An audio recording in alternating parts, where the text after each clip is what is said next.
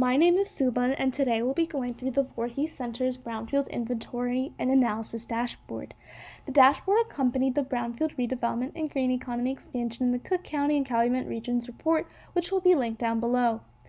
The dashboard was created to serve as a mapping tool to identify where brownfields are located in the region. It'll allow users to have a more interactive experience with the data as it displays over 5,000 brownfields.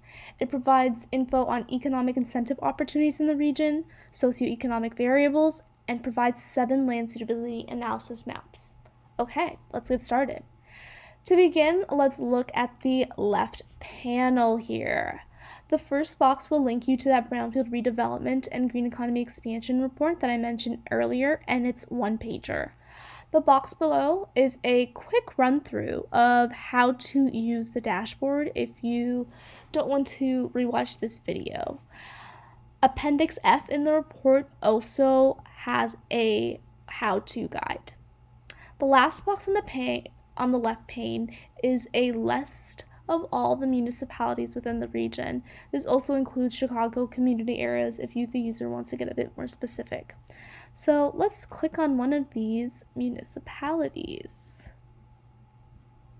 We'll do Berwyn.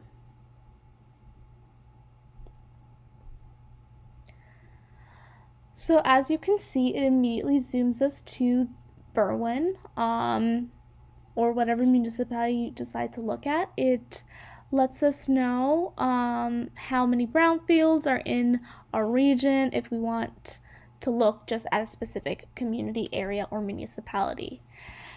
Now, to get back to our original extent, we can just click on the municipality we clicked. So I'm going to click Berwyn, and it immediately zooms us out. Now that we're done with the left panel, we can go to the right side of the map. So if you look over to the top right section, you will see a drop-down box. And when you click on that box, 3 options will appear below. So let's explore. The first button is a search button. We can put in any address and it will zoom to it. Below it is the legend. As you can see, there's a lot of different colors and shapes on this map. So to figure out what they mean, you can look at the legend. The last button available is the layers button. So each layer can be toggled on and off. So if you only want to look at, say, Superfund sites, we can toggle the rest of them off. Now that we have a good understanding of how to use the inventory map, we can take a look at the 7 land suitability analysis maps. The suitability analysis for both the dashboard and the report covers only 3 of the 8 programs that contained enough data sufficient for credible analysis. The programs include the EPA Brownfields Program, EPA Superfund Program, and the sites from the Illinois Site Remediation Program that have already received their no further remediation letters. These 3 programs combined cover 3,931 sites out of the total 5,445 sites identified. Only 2 criteria were selected for the suitability analysis: land use and developable acreage. To create the land suitability maps for each green economy use, sites outside the selected parameters of the criteria land use and acreage were eliminated from the map. To view the different land suitability maps, we can look at the bottom of the dashboard. So currently we're on the first page, which is the Brownfield inventory, but to get to the land suitability maps, we would just hit this arrow or to get to the next tab, and it takes us to solar farming.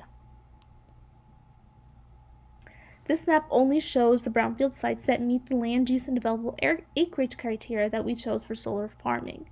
If we click on the toggle in the upper right corner in the dashboard, we can search for addresses again like we did in Brownfield's inventory.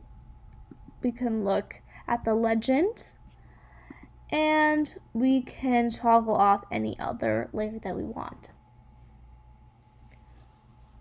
So this is only the first of the 7 different land suitability analysis maps. We have wind farming, battery storage manufacturing, lead-related manufacturing, conservation areas, urban farming, environmental compliance, or education and training, and then we can just go back to the Brownfields inventory page.